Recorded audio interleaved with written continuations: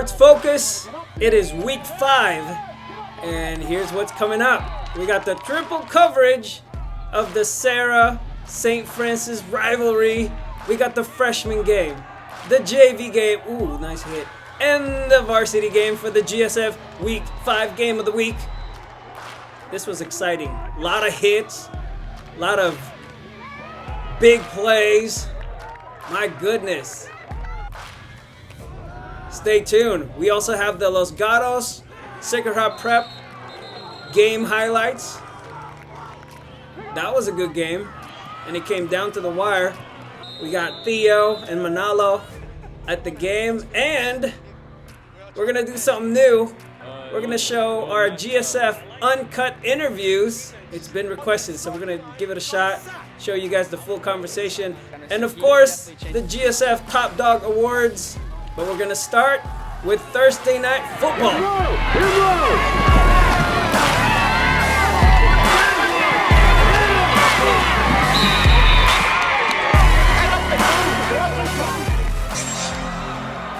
Thursday Night Football, we love Thursday Night Football. It's Santa Teresa on the road at Overfelt, and it was homecoming highlights coming up.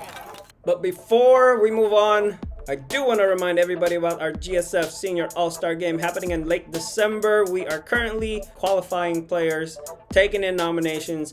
So if you're a coach, a parent, a mom, a dad, a guardian, and a teacher, or even athletic directors, you can nominate your athlete at GetSportsFocus.com. Just go to the front page and you'll see the flyer and fill out the form. Get Sports Focus is brought to you by Summit Partners, leaders in growth equity investing, Ike's Love and Sandwiches, championship level sandwiches every single time, weightsandbars.com, build your home gym and shop locally from the Bay Area's best fitness equipment experts, and by South Bay Construction, a reputation built on trust.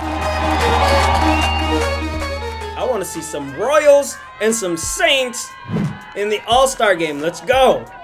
We're in week 5, and this game was on a Thursday, so we might as well check it out. Opening drive for the Royals. Fumble. Thanks to Saints D-end Jeffrey Kerr. Ball recovered by Isaiah Lozano. Santa Teresa took over deep in the Royals territory and was about to score when John Stowers caused a fumble, recovered in the end zone by Walter Smith. Nice job. And speaking of Walter Miller, he had an interception right there. That was Santa Teresa's ensuing drive. And we are scoreless after one quarter, second quarter. Royals really struggled offensively. Watch this hit by number 8, Joseph Tapia. Knocked the ball loose, and there goes Kerr with the scoop and score. I'd say it was about 58 yards, around there. Less than 60 for sure. 7-0 Santa Teresa. Next, Royals possession. Another turnover.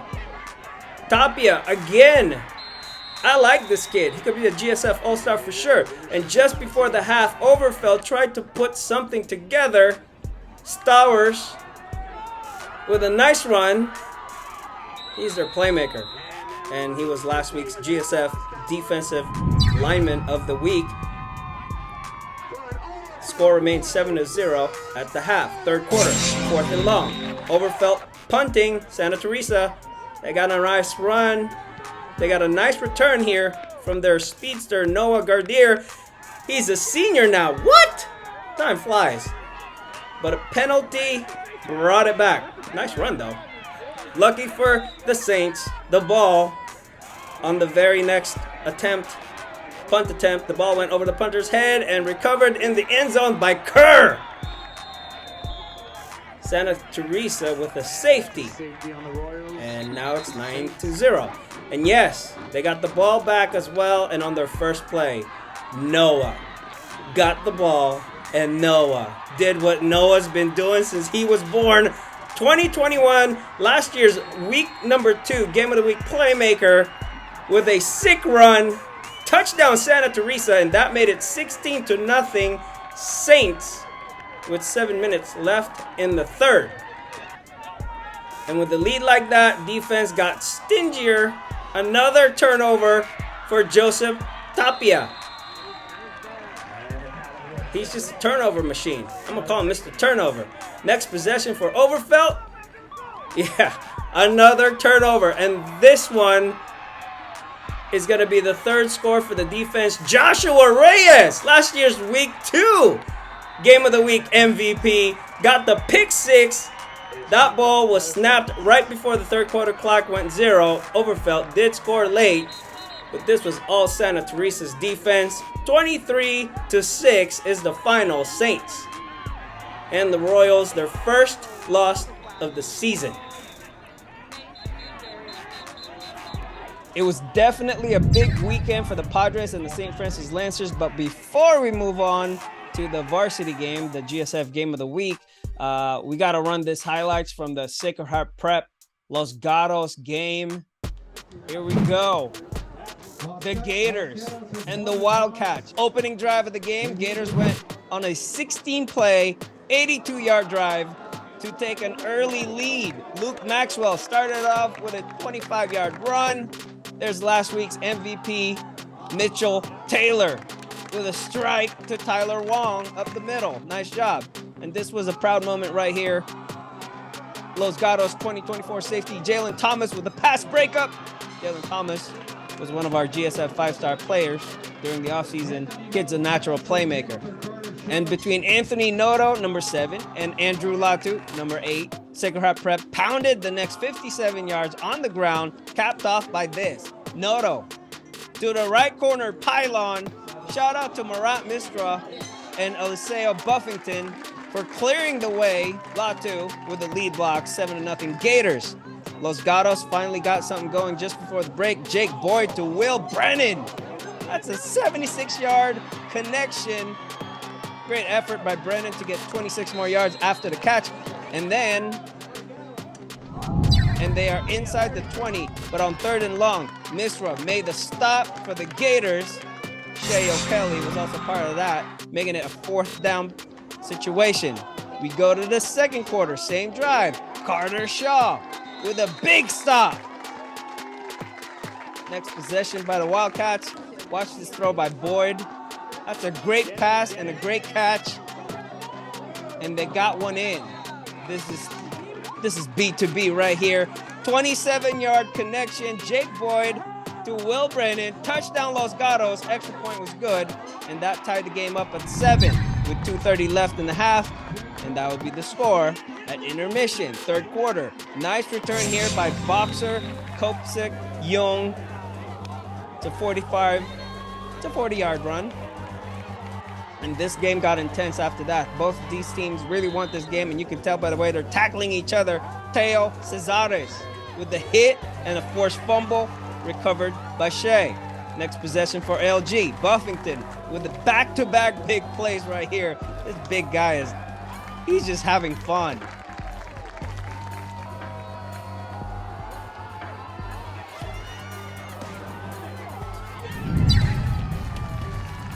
Seven to 7 after 3 quarters. Fourth quarter, SHG with the ball inside the 30. Landon Hurd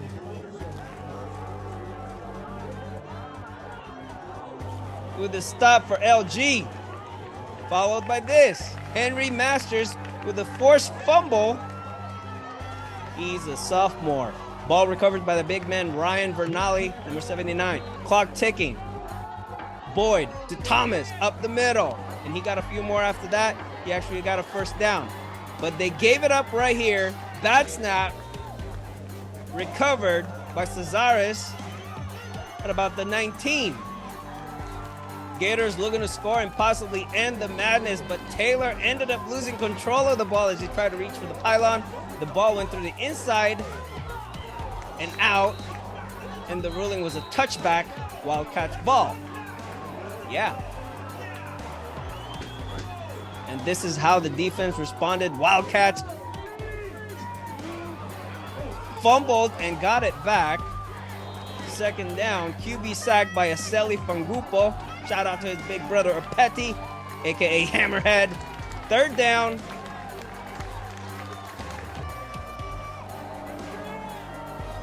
Pass breakup by Augie Harris. Nope, that's Charlie Stewart, number 18. These guys are just giving it their all. Los Gatos DT Kevin Rogers with the tackle for a loss that led to this.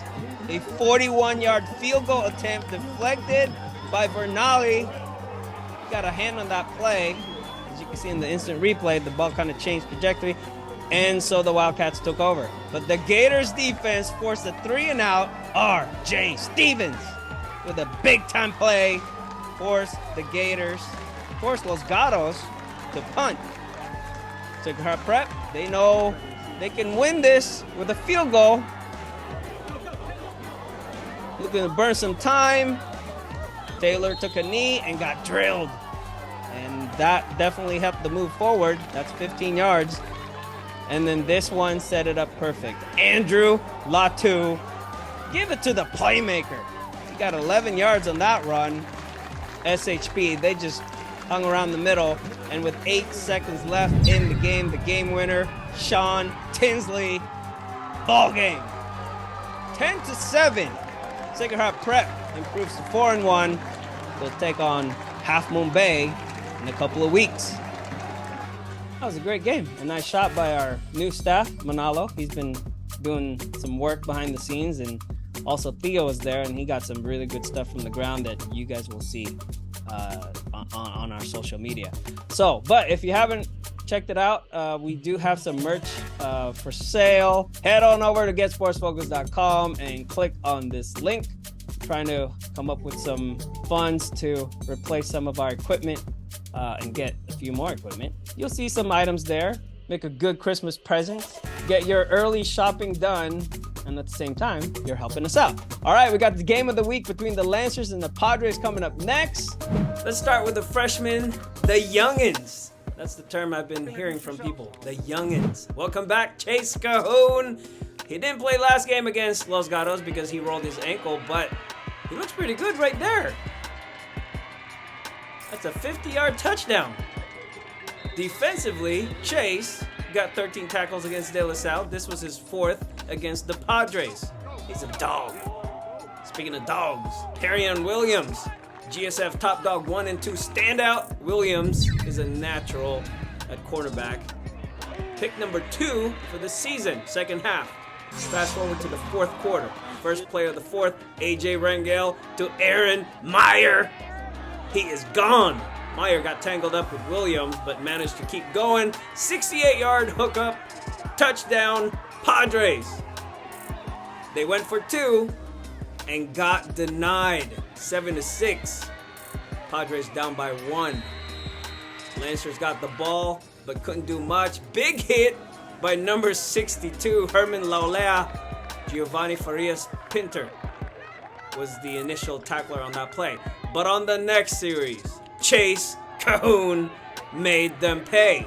This run was a game changer, and it took 7 guys to finally bring down Chase. He gained 15 yards from first contact. Same drive, 3rd and 4th from the 19. Cahoon with another monster run. First down. I think we're going to see Chase with the varsity squad soon. And you can take this one to the bank. Chase Bank. What matters most, touchdown. His 3rd of the season, 14-6 Lancers with less than 2 minutes left in the game. Serra looking for a miracle, but Pop says, nope, I got this one. This one's ours. St. Francis freshman team edged out Serra, 14-6. That was a great game.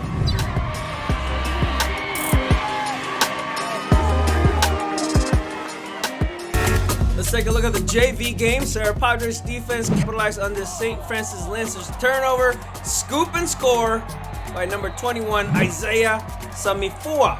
7-0. Padres ensuing kickoff. Serra got a little greedy here. They wanted the ball back, and they got it. Beautifully designed play.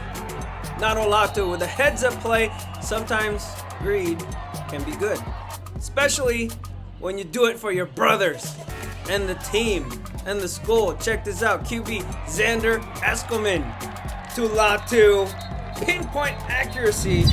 Touchdown Serra, and just like that, it was 14-0 with 22 seconds left in the opening quarter. All that happened within a minute. How about some defense? Sepeti Manoa Taimani with a nice hit for the Padres. St. Francis, they got some big boys too, and they can make big plays as well. Solomone Pifaletti, the hero of the St. Francis JV win over De La Salle, with a tackle for a loss. The score remained 14-zip at the half.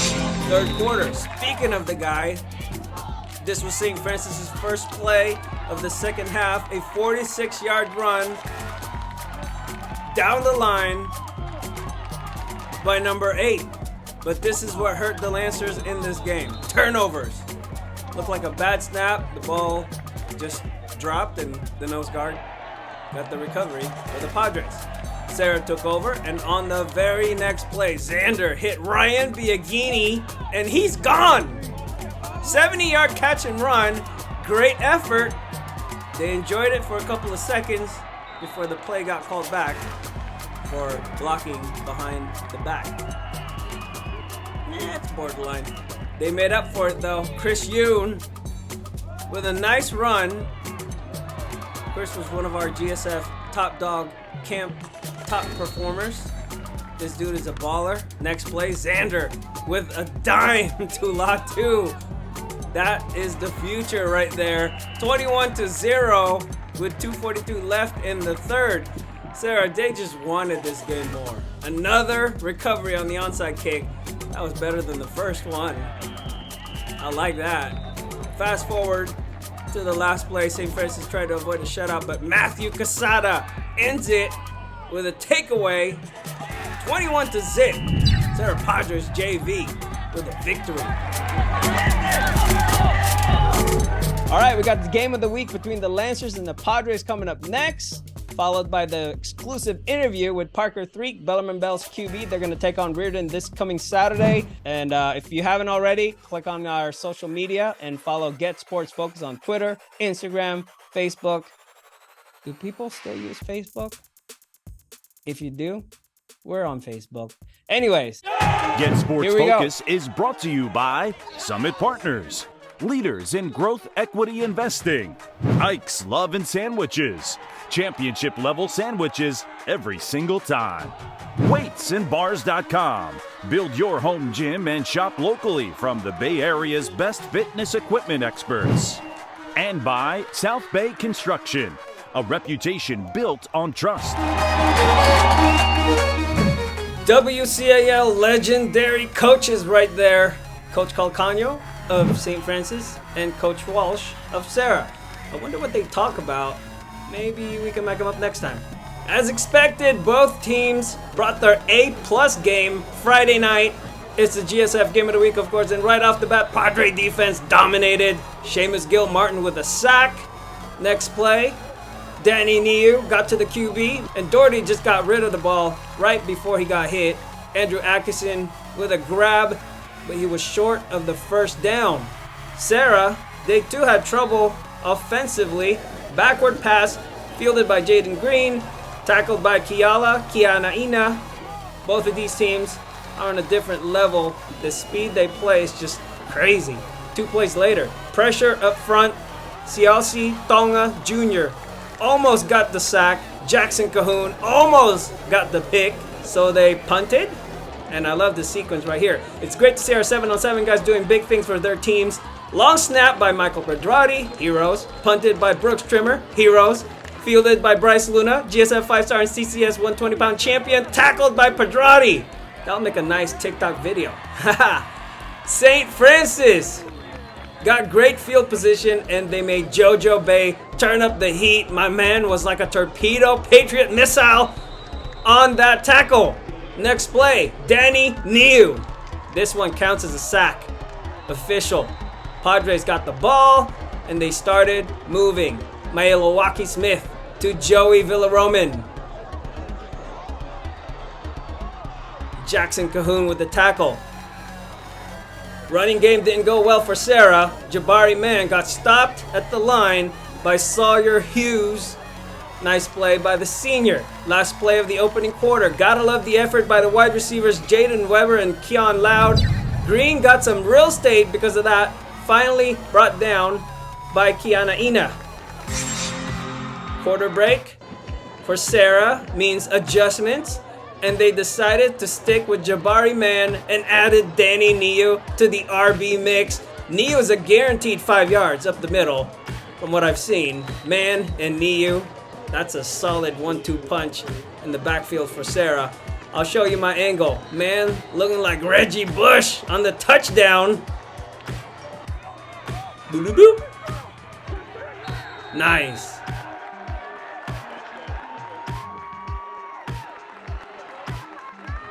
And they went for 2 and got it. With man lead blocking, you will for sure get a nice block. 2-point conversion good by Alex Atkins, the senior. 8-0 Padres. 8:46 left in the half. Serra got the ball back. Loud with some nice moves here. Hit out of bounds by the kicker, Leo Mayulo.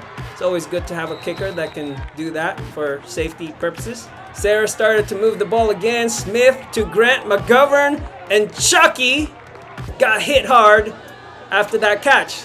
He's tough. Way to hold on to the ball. Nice hit by Kiana Ina.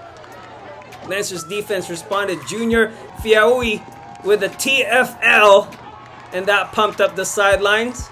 St. Francis got on O. St. Francis back on O with time running out at the half. Kiana Ina with a nice run. He's not just a DB. Dude can run the rock as well.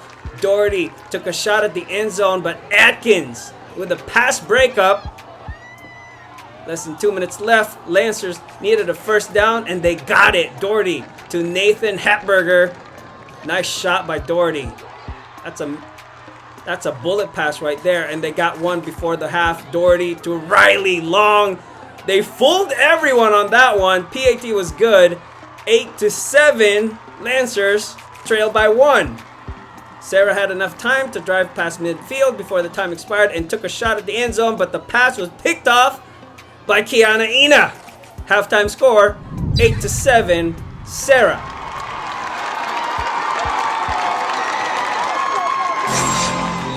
Third quarter, Serra got the ball first and drove downfield. Smith got his groove back. Back-to-back first down plays to Chucky and Villaroman. 2 plays later, tried to hit Gil Martin, but Kiana Ina broke up the pass. He had a pretty good game against Serra, and I'm getting really good at saying his name. But despite number 3's making plays in the secondary, Serra went after him anyway. Smith to J Webb. You can always count on these two making it happen. Serra started to pull away with 8 minutes left in the third, 15-7. That's Smith and Weber's 4th touchdown connection this season. St. Francis looking to respond, but the Padre defense was just too much. 8 tackles, 2 TFLs, and a sack for 2024 defensive tackle Colin Taitua. Padres got back on offense, and they pretty much dominated the rest of the way. Jabari Man is the best two-way running back linebacker in the WCAL. I think so. Next play, Smith to Weber. Another big gain. And they wrapped it up with this. Smith to Villaroman. Touchdown Padres. PAT good. 22-7. Wait. Did y'all see that? Rewind.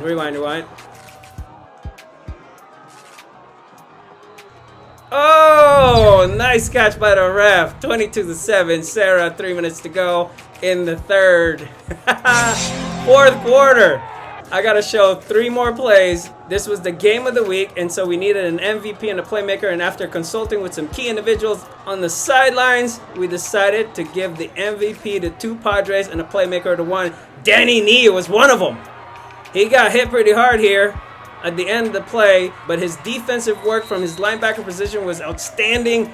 He got one of the MVPs. Playmaker went to J Webb. His touchdown in the third was the backbreaker, and he almost scored another one here. Last play, I like this kid.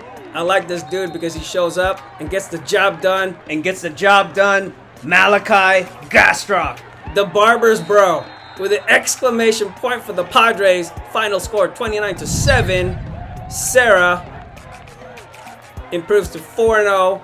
You're probably wondering who the other MVP is. It's Jabari, my man. St. Francis tried their best to run around the defense because of Neo and man in the middle. 1 down, 6 to go for the Padres. We got some post-game interviews coming up. Stay with us. Get Sports Focus is brought to you by Summit Partners, leaders in growth equity investing. Ike's Love and Sandwiches, championship level sandwiches every single time. Weightsandbars.com, build your home gym and shop locally from the Bay Area's best fitness equipment experts. And by South Bay Construction, a reputation built on trust. Last week against Hedro Catholic, they run like same offense pretty much. We didn't have a great week, and we knew this week we had to have a great practice in order to come out strong the way we did. Well, we knew, because last year when we lost, we just didn't want that feeling again. So really, we took down, and everybody was focused, and we all tried our best. And we just played to 100% every play, and we got it done. Great offense, great depth, great online.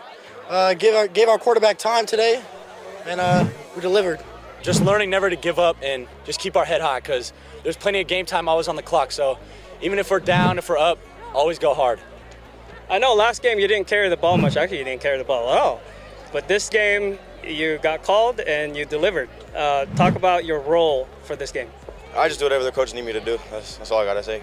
Yeah, first WCL game, it's a good victory, but we got the whole season to go. So, it's not where we stop. We just got to keep pushing and keep working. Our goal is just get better every week. Take it one game at a time. Not get too ahead of ourselves and just keep working. And what can we expect the rest of the season?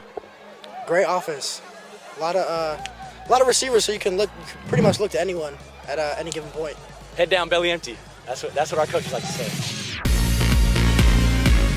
So that was a great weekend of football. There was a lot of great games, and man, that St. Francis Serra rivalry is something. Those guys were hitting big. But we're gonna move on to week number 6, or a look ahead to week number 6.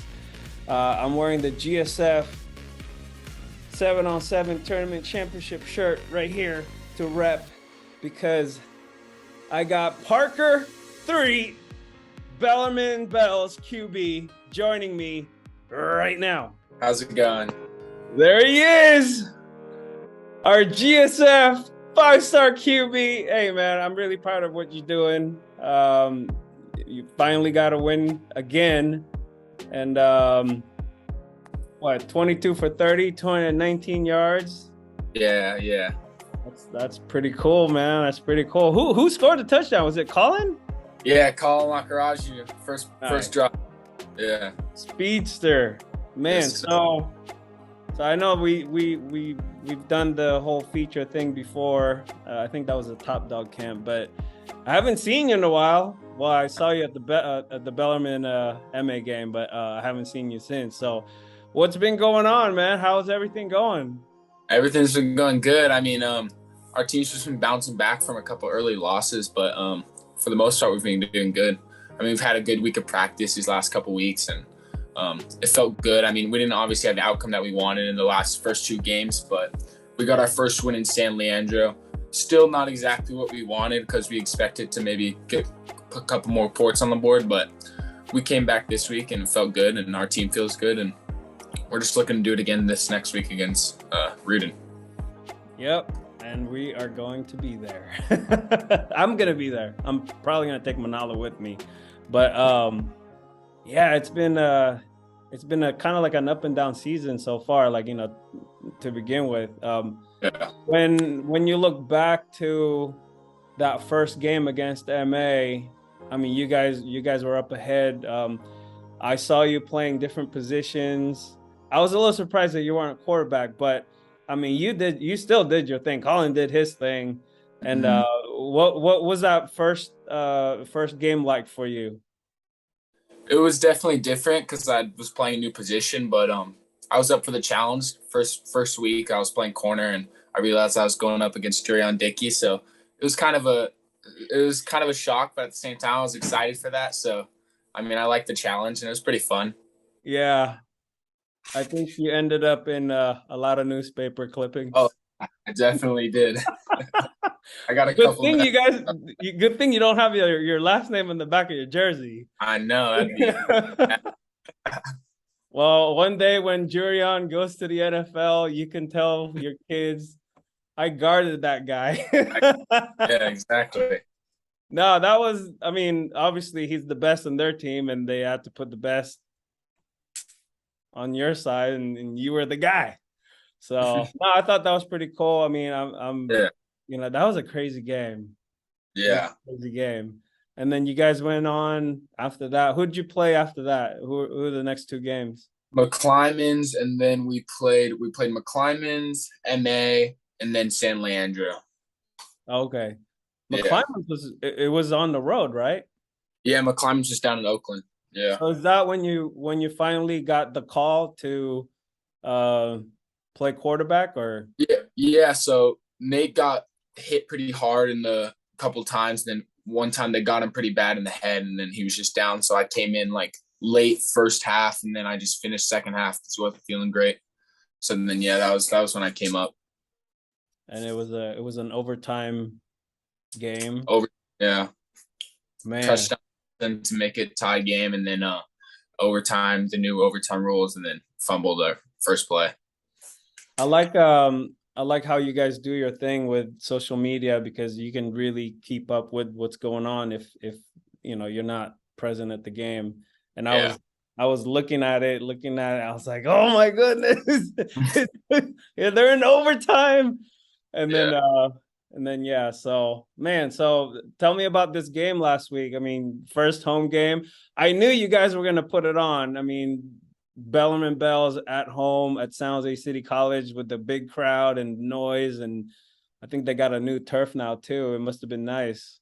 Yeah, whole new field. I mean, the whole experience was really awesome for me because I got pulled up last year, but I never really got that home experience at the home field, and the noise is just awesome. All my friends and family are there. That was really cool, and I think that really just set the mood. So like after our first drive, when we got that first touchdown, I was more juiced than I'd been all year, and it felt really good.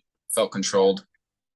Nice. I texted your dad last night. I was like, hey, can I talk to Parker like tomorrow? We want to do a Zoom thing. And I'm glad he responded. So, but I mean, so first home game, and then you guys are going to be on the road this week. What have you learned so far, kind of going through the ups and downs of as a junior behind some really good seniors? What have you learned so far this season?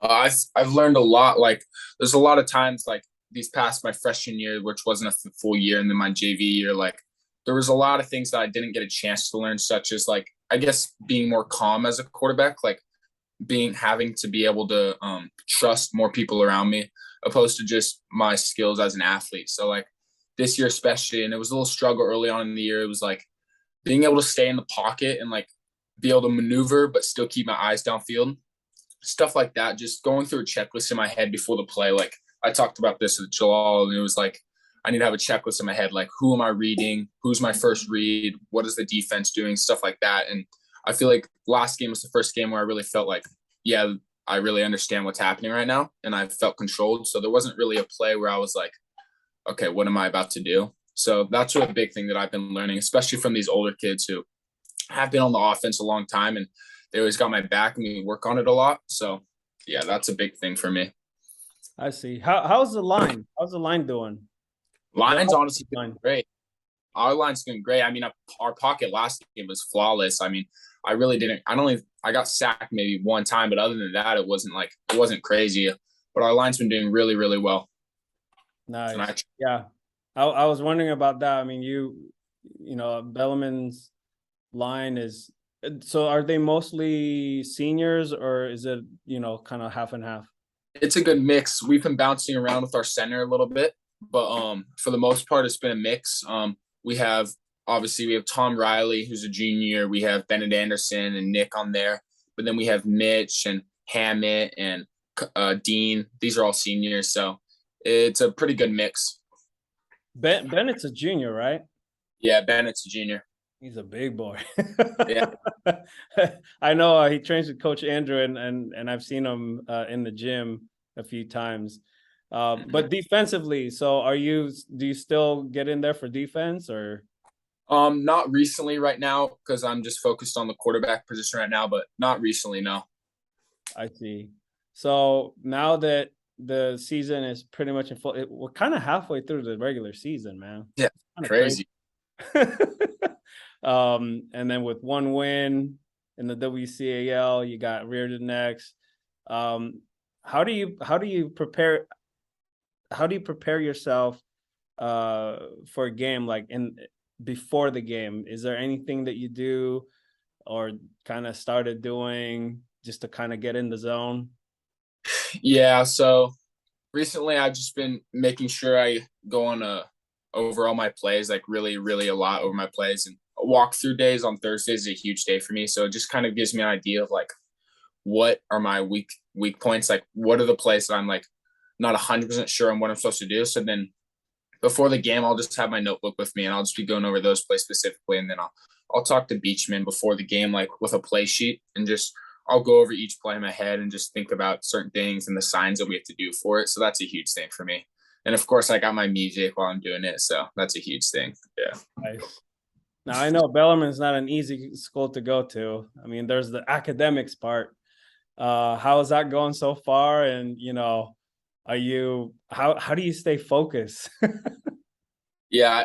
This year, I've been actually like buckling down a lot more than I have been in the past years on academics.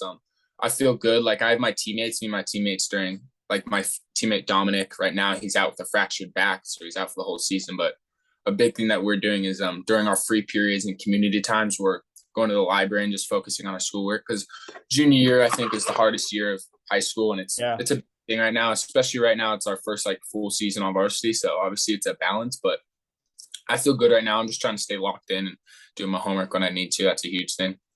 Nice. Well, I know that our 5-star team was made up of mostly Bellarmine guys. How are the boys doing? Who's doing what? Who's doing good? And how's everybody doing? Yeah, everybody's doing great. I mean, we've seen Colin. He has tons of touchdowns. I think he's doing great. Then we got Sebi. Sebi's been making his way in the offense. Nice. Sebi's a baller though. Sebi in practice is the best people to talk to. He's such a baller. I mean, he's one of my favorite people to throw to, especially when it's like that aggressive catch. Like I trust him to be able to compete for that ball.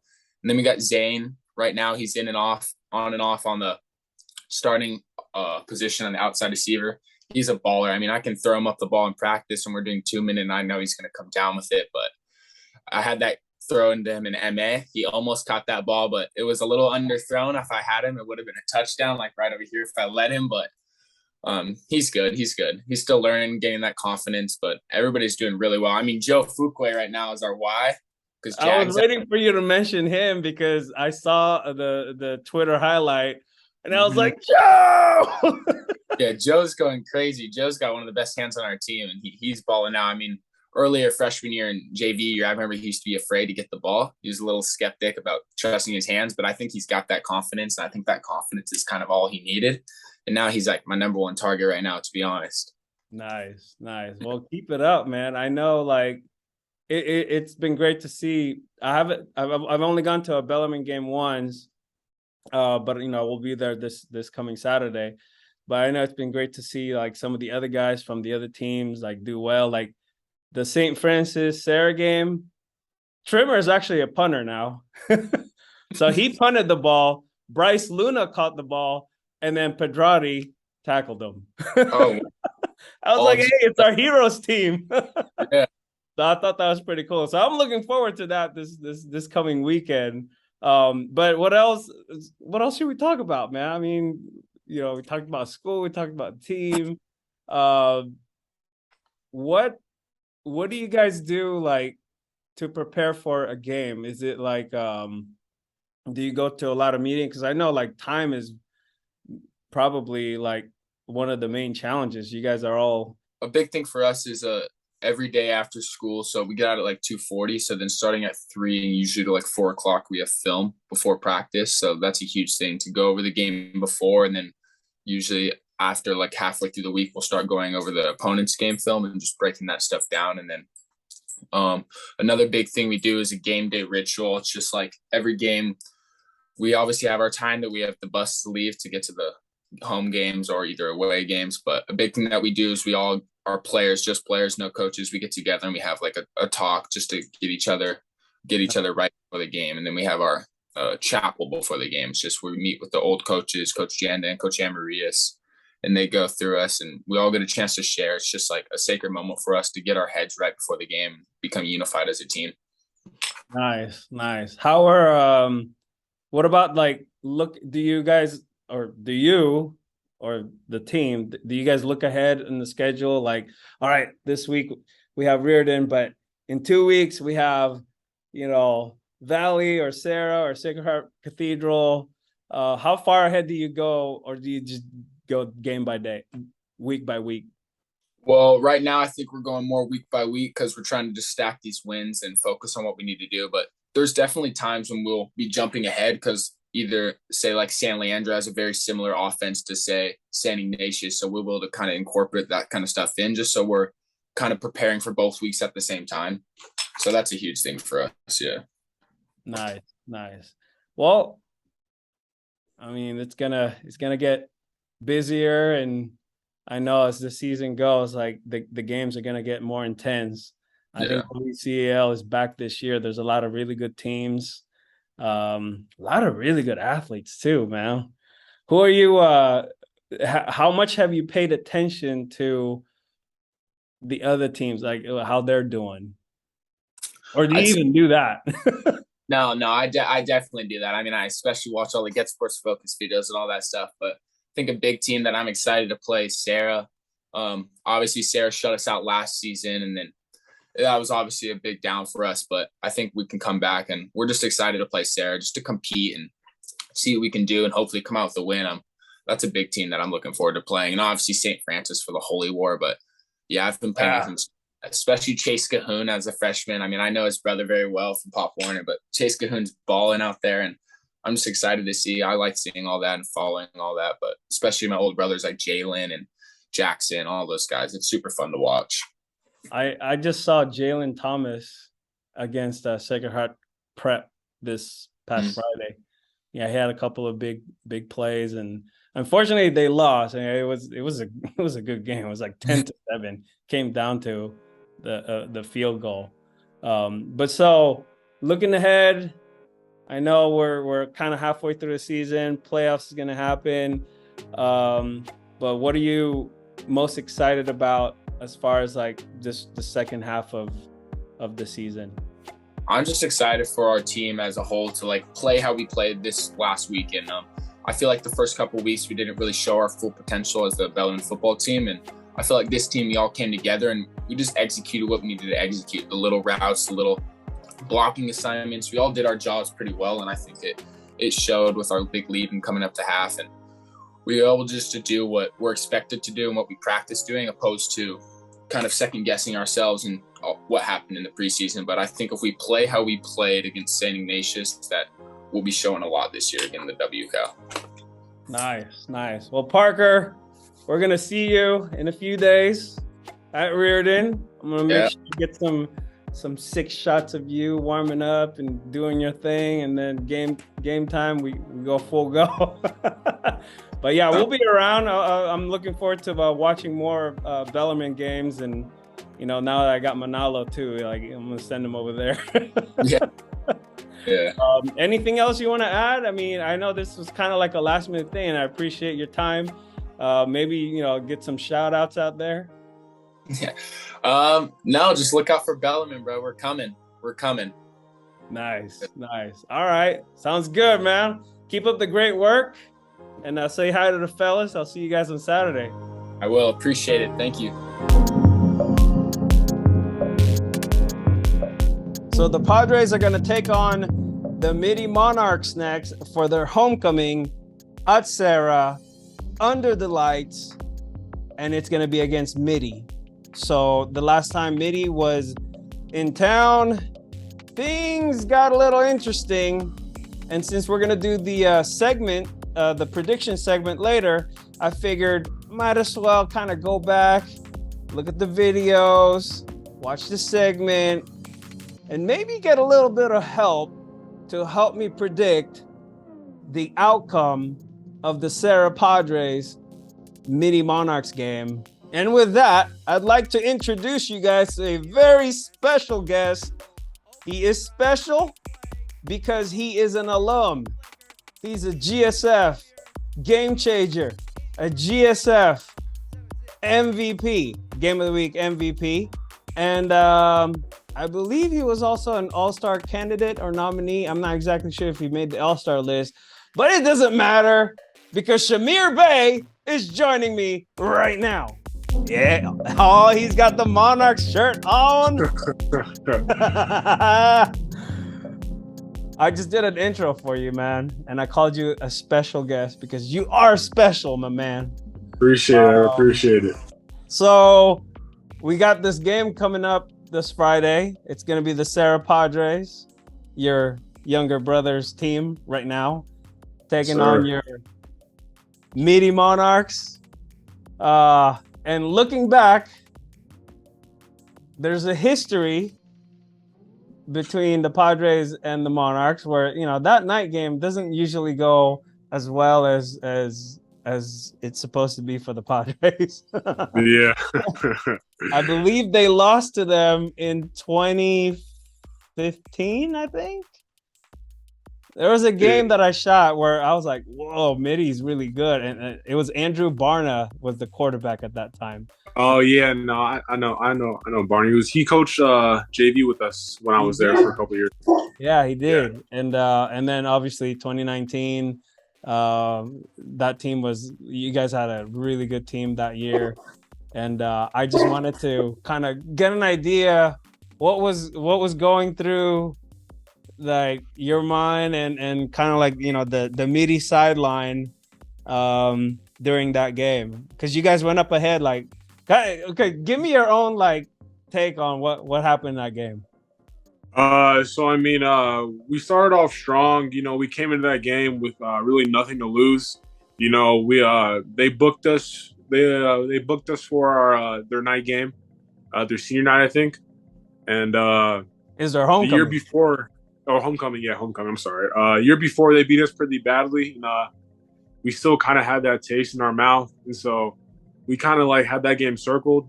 We were 3-1 at the time, I'm pretty sure, and so we were just coming in ready to play. We knew they were a good team. They went to state that year, so we knew they were a good team. They were 4-0, I'm pretty sure, and it was like one of the first times they were really 4-0. They had a really good schedule. Yeah. And so, we just came in with nothing to lose, really. And the great thing about that 2019 team is we had around maybe 30-something kids, maybe yes. Like on a good day. So we just came in there ready to battle the whole game. And I think it showed, you know, we took an early lead. They came back, made a couple big plays. We almost had them late in the game. Had a few mistakes, and they ended up taking the game. Yeah, from what I remember, you guys scored like 2 quick ones. Yeah, we scored on a trick play. Only Shamir Bey can throw a ball that deep, man. Yeah. I was like, whoa! And I love those passes because as a cameraman, when you're following that deep ball at night, and it's like.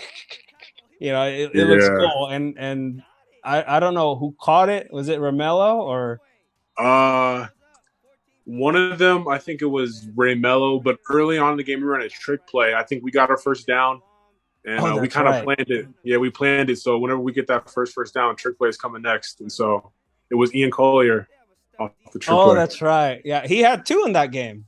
He had one later on in the game. Yeah, he had the last touchdown.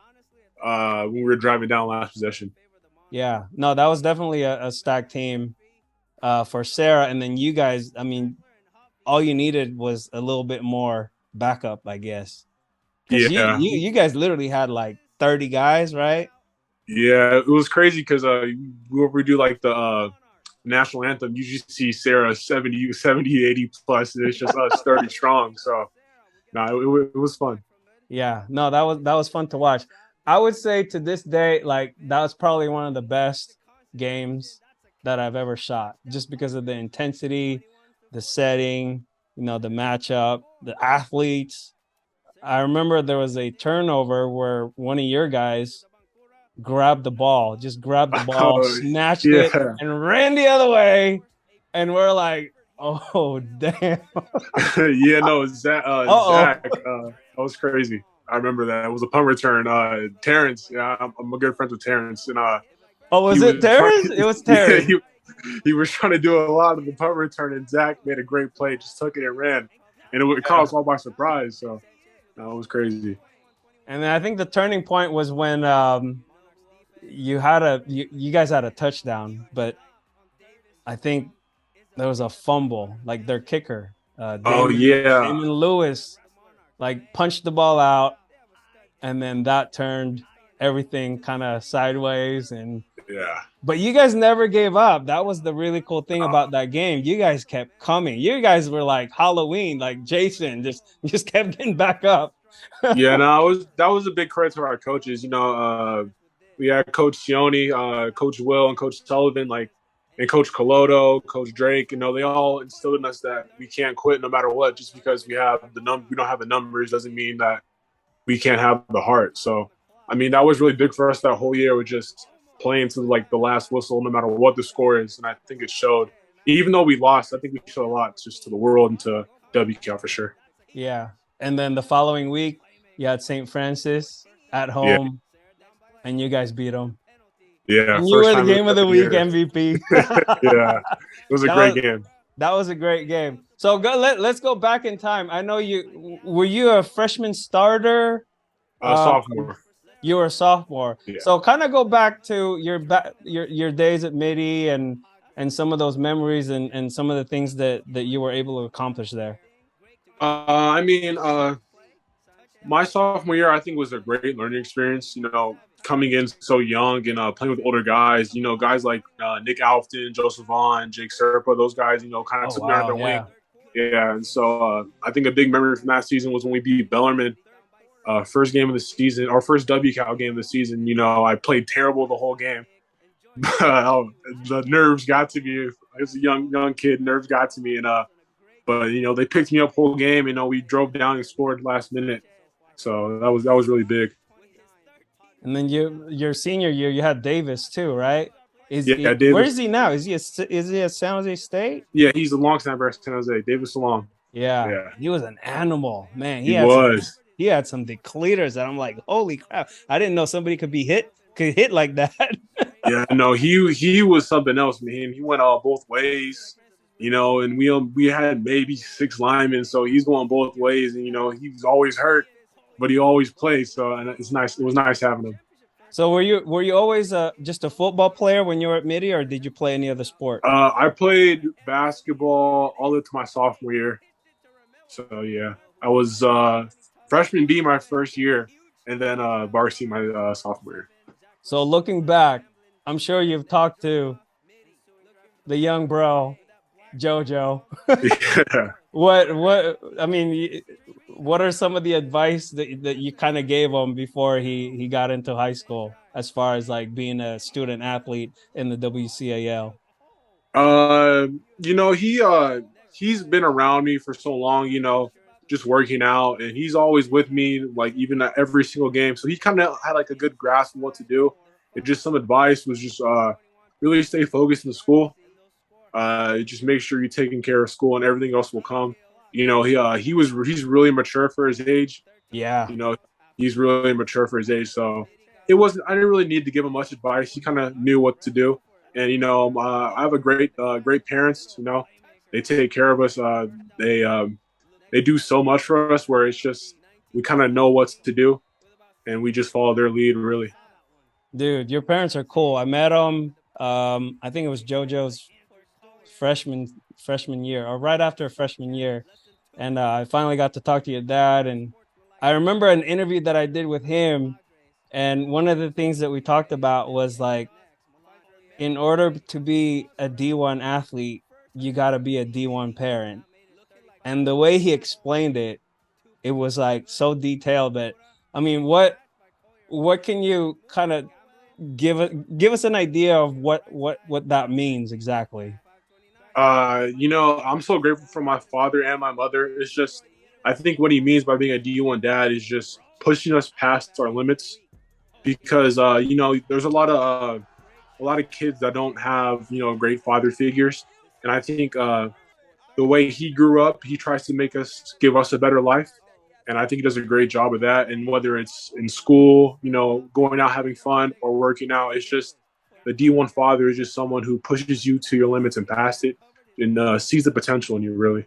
Let's not forget D1 mom. D1 mom, too. Yeah, that's D1 mom. Don't forget that.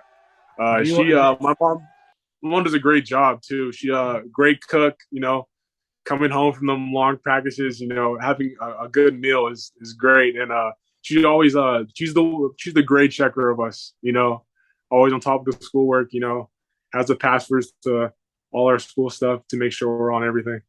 Well, I remember when we were scheduling that interview, it's like every time I talk to your dad, he's on the road. It's like, oh, we're going to San Ramon. Oh, we're going to San Jose. Oh, we're on our way back from practice. We're on our way back Yeah. from workout. I was like, dude, you're always on the road driving. Yeah, I guys know. around. We're everywhere. We're everywhere. Just always trying to get better somehow. Nice. So let's talk about you now. Currently, you are a Foothill Owl. Yes, sir. When you graduated 2019, right? In high school? 2020. I mean 2020. That was Yes, COVID sir. year. Yes, sir.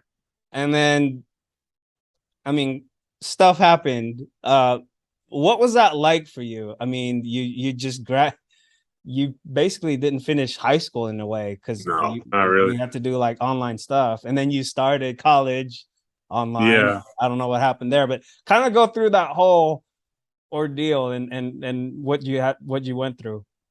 I mean, COVID took a lot of us by surprise. It took a toll on not just me, but a lot of athletes' mental health. Because a lot of us don't really get to play. Like football or sports in general is a way to express ourselves, especially for me.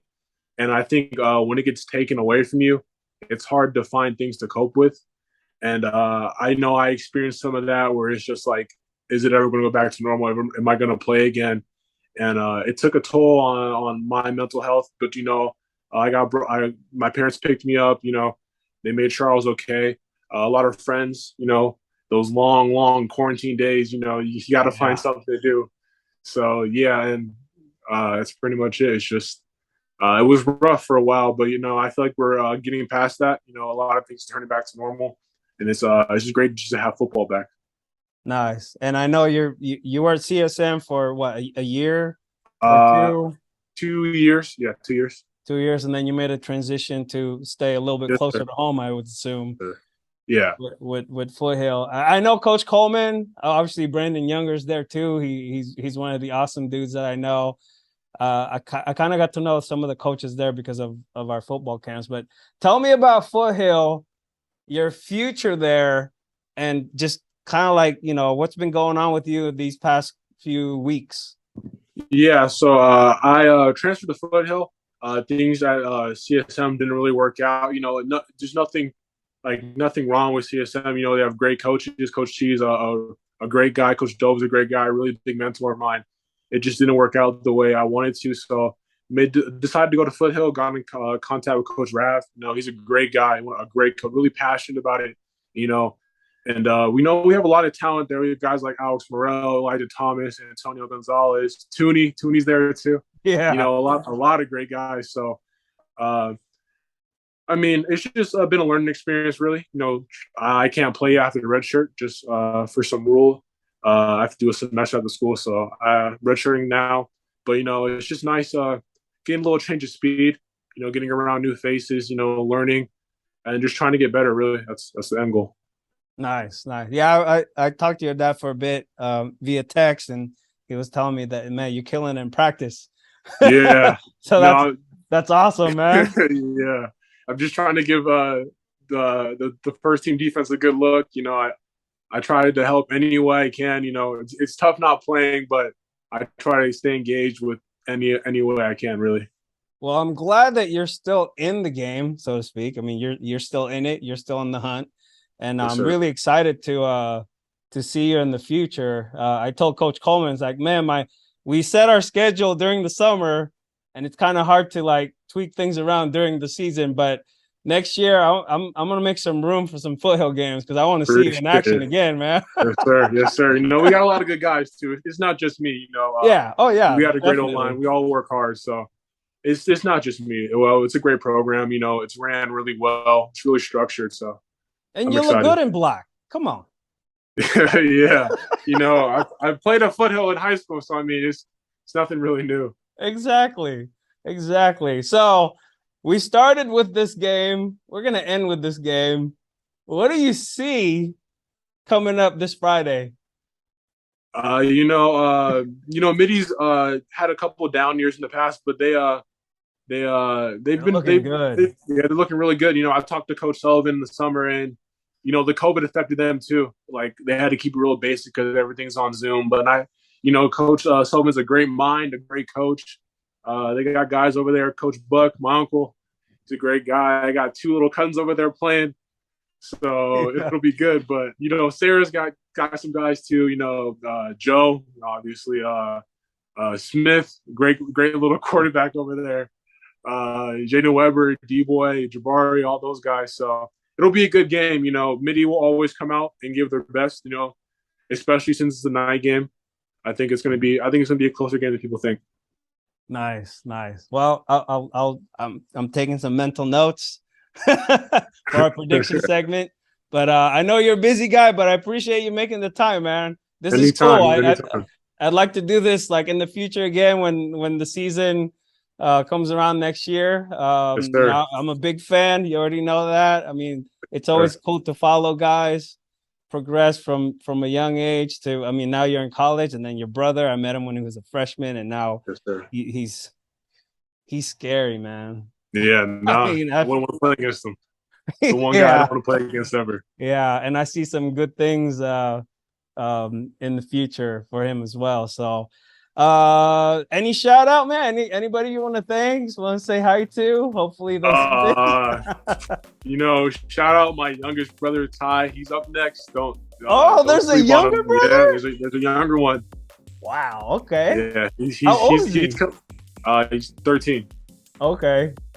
He's coming. Just don't be surprised when you hear another Bay coming. Just be ready. Is he gonna be a Padre or a Monarch? We don't know yet. That's the thing. Just be ready for whatever. Never that. I would have wanted to say Francis if I would have got in. Really. Nice. What? I'm trying to think of a couple more questions that I had in mind. I just forgot, but maybe I'll save that for next time. So, but yeah, man, I'm glad we got to do this. Catch up a little bit. I know I'll see you on Friday at the game. Yes, sir. Yeah, I'll be there for sure. Yeah. So say hi to your parents. I will. Say hi to your bro. And I'm looking forward to meeting the little one too. I didn't know there was a little one. So there's cool. One more. Nice. All right, man. Well, thank you for stopping by, and I'll see you soon. All right, thank you. Can't believe we're halfway through the season, and we're having fun though, which is good. So moving on to the GSF Weekly Top Dog Awards. We're going to start with the Coach of the Week, head coach, Danny Sullivan of the Mitty Monarchs, after beating the Sacred Heart Cathedral Fighting Irish on the road at Kezar. When was the last time Mitty started the season off 4-0? The answer, 2017. When they beat Sacramento, MA, Palo Alto, Bellarmine, and Reardon, and they were 5-0 before they played Serra, which is their next opponent in the schedule this Friday. Something good is cooking at Mitty, though. That gritty Mitty thing is working. Congrats, Coach Sullivan. Offensive Player of the Week, Parker Threatt of the Bellarmine Bells. Yes! And Parker completed 22 of 30 passing attempts for 219 yards and a touchdown against SI. He was the field general that led the Bells to accumulate 351 yards of offense. Bam! Defensive Player of the Week, Thursday night football star from Santa Teresa High, Jeffrey Kerr. Check out these stats: 2 sacks, a safety, a scoop and score, a forced fumble, and 9 tackles against the team who averaged 35 to 40 points per game. The Saints beat Overfelt 23-6. Great job, Jeffrey Kerr. Special Teams Player of the Week. This one's a no-brainer. Sean Tinsley of Sacred Heart Prep. Tinsley was the difference maker in the Gators' 10-7 win over the Los Gatos Wildcats. Offensive Lineman of the Week, Jacob Omada, Christopher High. The Cougars got it done against Lee with 320 total offensive yards. Jacob took command of the offensive line, and he's a center, and he's going to get the Ikes. He had 5 pancakes in that game, from what I heard. Great job, Jacob. Defensive Lineman of the Week, we went with the Serra Padres defensive tackle, Colin Taitua. 8 tackles, 4 tackles for a loss, and the sack against the great St. Francis offensive group. Serra remains unbeaten. Mitty is up next. We're going to skip to the ultimate game changer. And we got to give it to the Bellarmine Bells again. Ben Paff led the boys in blue in front of a sold-out crowd at San Jose City College to a 34-14 win over St. Ignatius. 57 rushing, 67 receiving, 74 special teams return yards, 3 total touchdowns. That's a game changer for you right there. He's been doing it all season long. Congratulations to Ben Paff. We'll see the Bells this Saturday at Reardon. Last but not least, Hustle Play of the Week. And you know what? No one got nominated. So I decided to do it myself. It's called The Executive Decision. And I'm giving it to the freshman, Chase Cahoon. Look at this kid. He's a baller. No one can deny that. He was trucking dudes all game, and I'm gonna hook him up with 2 Ike sandwiches. Congratulations, Chase. Keep up the great work, and congratulations to all the award winners. Let's go. All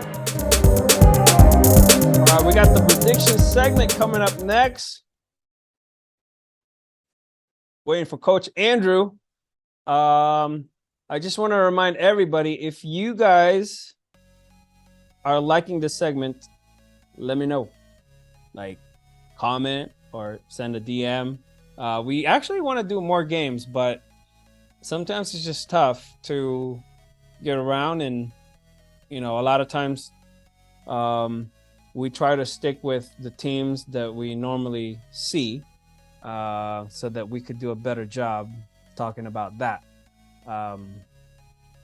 But one of the coolest things about this day and age is that Twitter, Instagram, Twitter's got everything. Well, the internet's got everything. Coach Andrew is joining me right now. We're gonna talk about the predictions for this upcoming. What's going on? I can't hear you. Are you talking? Can you hear me? Oh, now I can hear you. What's going on? We're about to do this. Let's do this. Woo, Do we need to talk about last week? Oh man, Or do we want to move on from that catastrophe? Let's move on for that. Man, we either got it right, and then when we did get it right, we probably overshot some of them. I know I did. Yeah, I know. Me too. Yeah. I think I think I got 3 games right. As far as okay, so let's do this. We're gonna I'll just look back later, but you get 5 points for predicting the winner, and you get 10 points additional How should we do that? As far as the score, with the score, what would be the best way to do that? I think I don't know. We'll come up with something. I think 5 for the win and then 10 for the. If you get the exact score, you should get like 10 points. If you get the exact score, okay. Yeah, no in between. So it's either no ballpark. Yeah, no ballpark. Okay. I'm with that. So this week we have some games to predict, and we're gonna go a little bit smaller, just because we're gonna concentrate on the WCAL and add a couple more games, so it'll be like 7 games. But we're gonna start week 6 predictions with the game of the week. It's Sacred Heart Cathedral and Valley Christian. Coach, what do you think? You want to go first, or you want me to go first? I'll go first with this one. Okay, cool. I think. Well, I mean, I think with the loss last week, with the Irish, playing against Mitty, my Mitty guys, and with, even with Valley Christian, looking at them, and they are starting to start trending upwards. You got a super talented team, and don't forget, and let me remind everybody, this is still a CCS champ from last year. So, I think, they're playmakers. I think Mixon's going to go off. I'm going to go 35-21. Irish. 35-21. I'm pretty sure it's homecoming for Valley Christian because it's a Saturday night. Usually it is homecoming, and they're going to have some really good food there. I got to get there early. But you know what? I'm going to go with the Fighting Irish as well. I need to see Jerry Mixon provide us with a mixtape. Come on, man. Oregon commit. We want to see some Oregon stuff Saturday night. But yeah, my prediction is 28-24 Irish. Ooh, it's close. Yeah, it's the game of the week, man. It's the game of the week. We got to give out some shirts, some Ikes. Hopefully I can get Leroy over there. But yeah, I'm looking forward to that one. Moving on. Friday night, St. Ignatius hosting St. Francis. Ooh, you know what? I smell a comeback for the Lancers. That game last week, Serra had an answer for literally everything that they did. They did. And then, I do see SI doing that late surge, like I told last week, that late surge in the second half. SI started to come, try to creep back in, but I think it's also going to come short, So back in the win column, back on track. St. Francis, 35-10. They're going to blow this one out. Okay. I think they're going to blow this one out. So I haven't seen SI live, and I haven't been to SI's night game this year yet. So this is going to be the first time.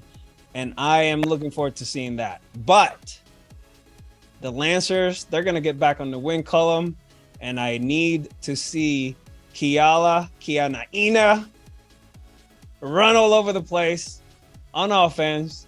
And defensively, I need to see Jackson Cahoon decleat people. I do believe SI will put up a fight, and it's gonna be a good game. But offensive line for the St. Francis Lancers, they just gotta give Matthew Doherty some time to get rid of that ball, and because he's dangerous when he's back there chilling. I mean, you saw what happened against Serra. I mean, he started connecting when the guys are holding. He's got time. Exactly. So my prediction is 28-17 Lancers back in the win column. Moving on, the Bellarmine Bells at Reardon on an afternoon game. What do you think? I mean, Bell opened up league strong. They opened up strong, and Threatt is a threat. He is, man. I like it. I like him. I like seeing him get loose. That was, and I don't see anything coming short of that again against these Crusaders.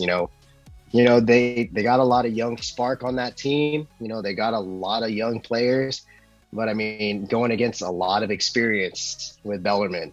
You know, Bellarmine's carrying a lot of good experience on that team. You know, a lot of them did a lot of work, you know, and again, it's the young versus, you know, a little bit older of a team. You know, that those couple years are going to show it. So I think Bell's going to put it down and put it down hard. 42-14, Bell. 42-14. Okay. I do like Bellarmine. The way they handled SI was key for me picking them this week. Ben Paff is a game changer. I mean, he's gonna do some damage, but I mean, this is Reardon's first home game in a while. It's the first WCAL home game, so they're gonna be pumped. But I'm gonna go with the Bells just because, you know, Parker Threatt is gonna throw some touchdowns. And I want to see Ben, and I want to see Zane. I'm naming off our 7-on-7 guys. Colin, you know, I want to see these guys. Fuquay and Sebi. I need Sebi in the end zone. So I'm going to pick the Bellarmine Bells. And I'm excited to see them in pads because I know they played MA first game of the season, and I saw them, but I didn't really see a lot of the guys. So now I'm hearing that they're starting to make plays, and so yeah, it's gonna be the Parker Threatt Ben Paff show in San Francisco, 2 p.m. at Reardon. Sorry, Coach Shamir. Did you just name off your entire GSF 5-star team? I did. We have a bunch of them. There's guys that I left out, but you know, those are the main guys. All right. Cool. Well, let's move on. Oh, this one is interesting. Serra versus Mitty. I was just talking to Shamir Bey about this game, but I'll let you go first, Coach. You know what? I think this is a completely different Mitty team than, you know, most people expected to have, especially at this point of the year. And I expect nothing less from my alma mater. I really don't. I think it's going to be a nail biter. I think this is going to be a team that's going to give Serra a problem. Like, Mitty is coming at it right now. You know, less mistakes though. You know, they got to get it going on both sides. You know, no mistakes. Pass rush is going to be key for both of these teams. Like, that's going to be their key. So make me proud. AMHS 28-24. Mitty Monarchs. Upset City.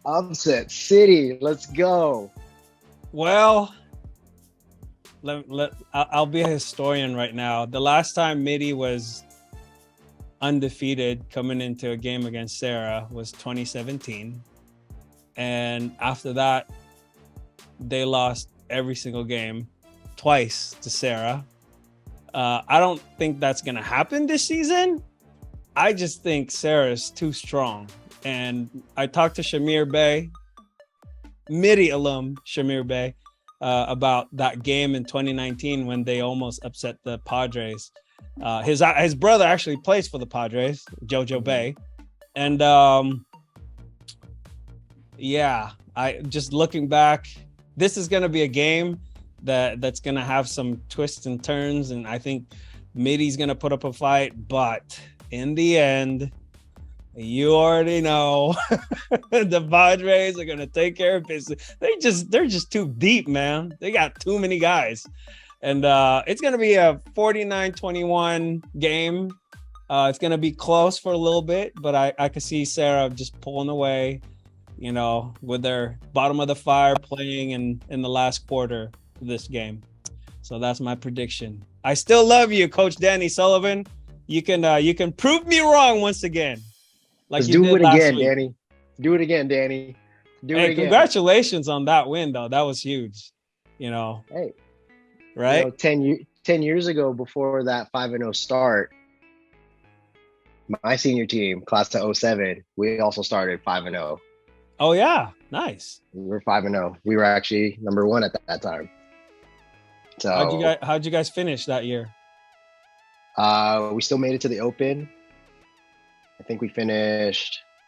I think we had a winning record. I know that. Oh, okay. Yeah, we dropped it to SI, Bell, and Serra. I see. Man, WCL is tough though. It's and tough. I think this year, it's going to be week 2. We're going to see how tough it really is. If they're all going to beat up on each other. Moving on, coach. Moving on. We got to move on to Menlo Atherton at Half Moon Bay.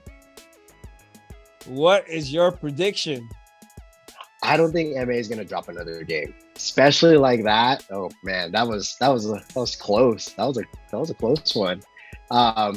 It just like that. I think our guy, Mr. Bay Area. I think he's gonna take it over. They gotta let him take it over. And the rest of the Bears are just gonna back him up. Jacob Wilcox. I had the pleasure of meeting him. Super great motor on that kid. Yeah. I think the rest of the Bears are gonna back these two up. 35-21, the Bears. 35-21. Now, everybody knows I'm a Jurion Dickey fan. He's my guy. He's probably going to be my first overall pick in the GSF All-Star Draft at the end of the season. But I'm going to be ready for Billy Johnson to call me out on Twitter for not picking him for this game. I got to go with Half Moon Bay. They're undefeated. This is going to be on their home turf. And they're on a roll. And I don't see them losing a game at home near the beach. It's going to be chilly, and they're going to ice this game in the third. And I think Jurion's going to do his thing. But the way things are going with MA right now, it's not looking good. But I'm going to pick Half Moon Bay. I'm going with Half Moon Bay. So Owen Miller, I need you to prove me. No. Owen Miller goes to Half Moon Bay. Jacob Wilcox goes to Menlo Atherton. So I'm going to need Owen Miller to make me proud. And Jacob Wilcox, you need to prove me wrong. 35-18 is my prediction. Cougars. Okay. Next game, coach. The final game on the list. I'll let you go first on this one. Christopher versus Gilroy. You're going to let me go first? Okay. I'm going to let you go first. I already know you're going to pick Christopher, so just to make it interesting, you know what? I'm going with the real garlic school here. The Gilroy Mustangs. Yes. I want to see Isaac Barrera and Tyler orchestrate a 28-point game at least.